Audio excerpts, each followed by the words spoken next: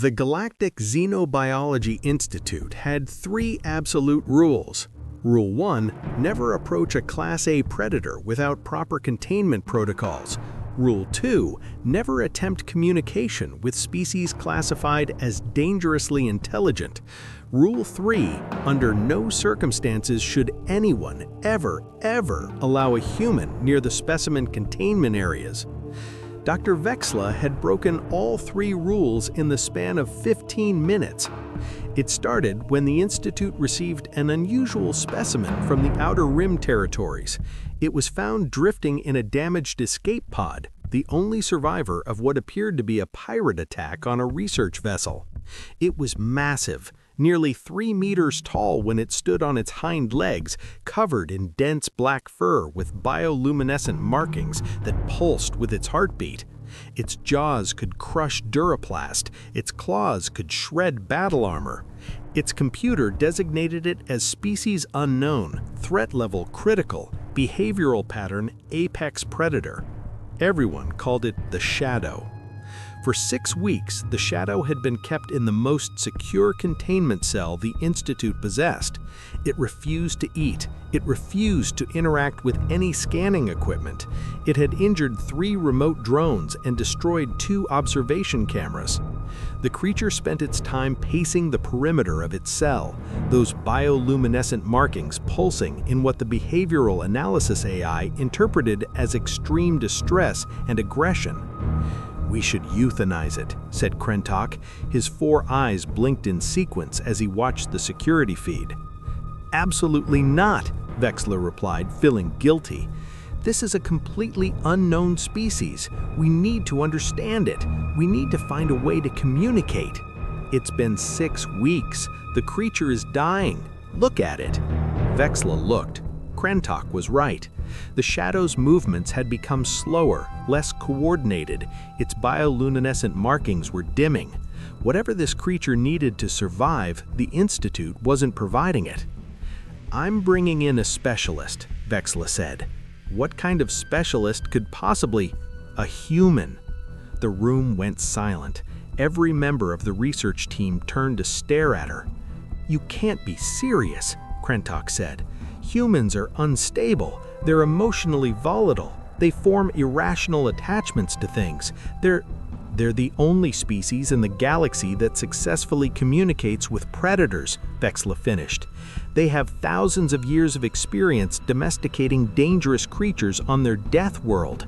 If anyone can reach this specimen, it's a human. This violates every safety protocol we have." "Then we'll add more protocols," Wechsler said firmly. "I'm not watching this creature die because we're too afraid to try something unconventional. Contact the Terran Xenobiology Exchange and tell them we need someone immediately." Dr. Sarah Mitchell arrived 3 days later with a single backpack and a reputation that made the Institute staff nervous. She was young for a xenobiologist, barely 30, but her file was impressive. She'd made first contact with 6 previously unknown species. She'd successfully mediated a territorial dispute between 2 rival predator populations on a colony world. And, most unsettling to the Institute staff, she'd spent 2 years living alone in the wilderness of Earth studying something called wolves.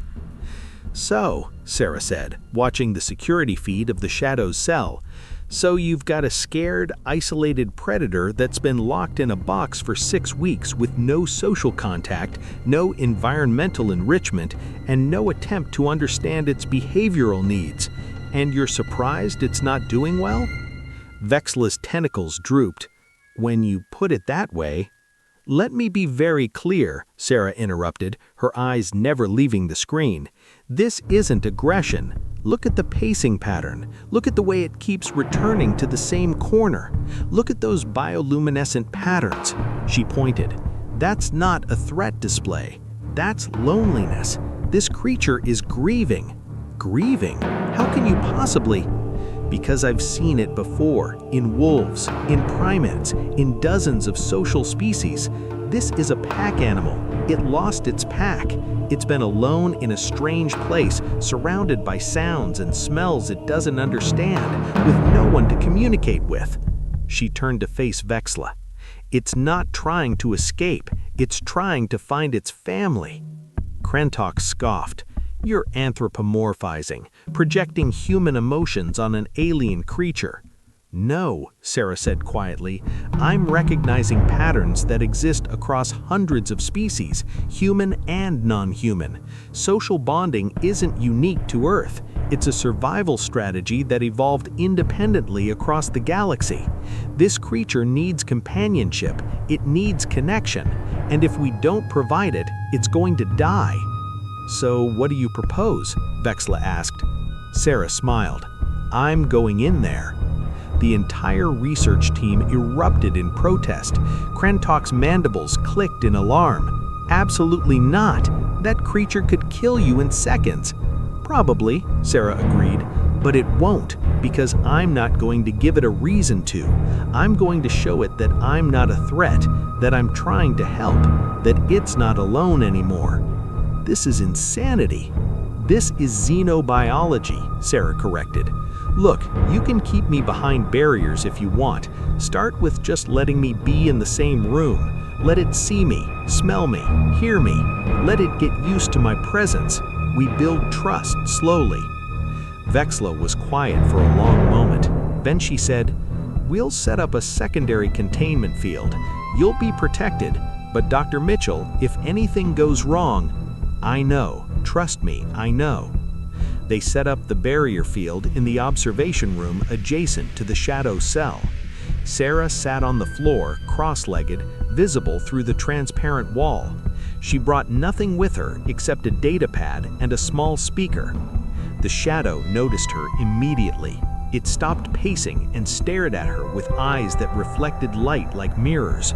For a long moment, neither of them moved. Then Sarah did something that made every observer's blood run cold. She started singing.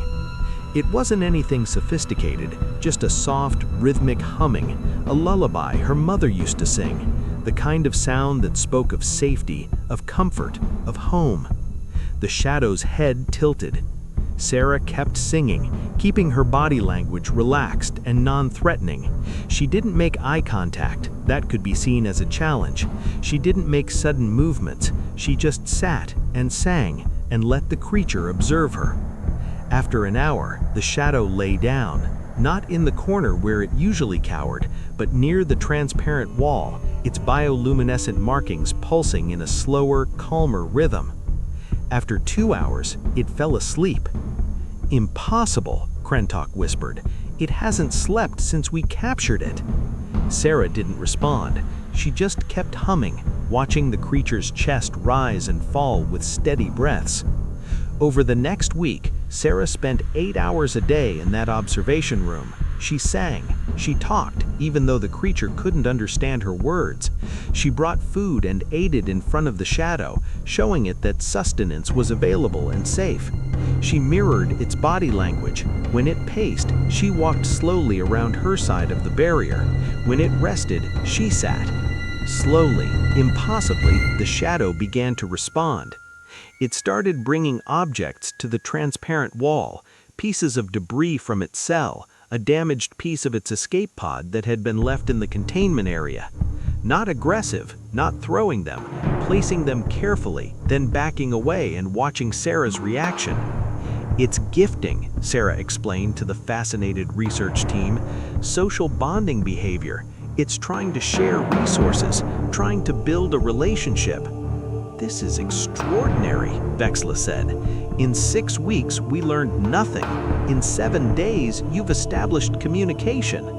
Not communication, Sarah corrected. Trust. Communication comes next. On the 8th day, Sarah asked for the barrier to be lowered.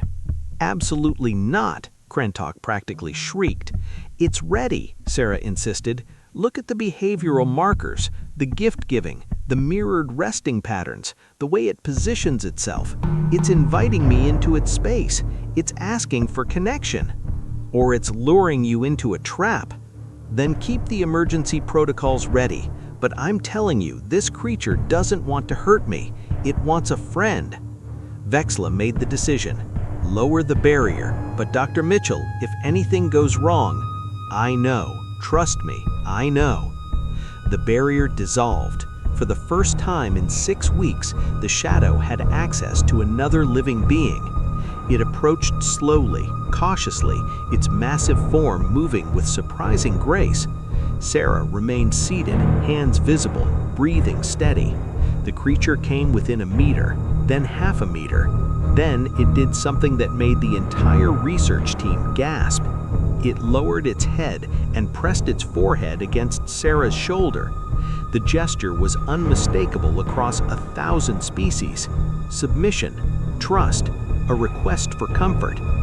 Sarah slowly, carefully raised her hand and placed it on the creature's head. The fur was softer than she expected, warm, alive. The bioluminescent markings pulsed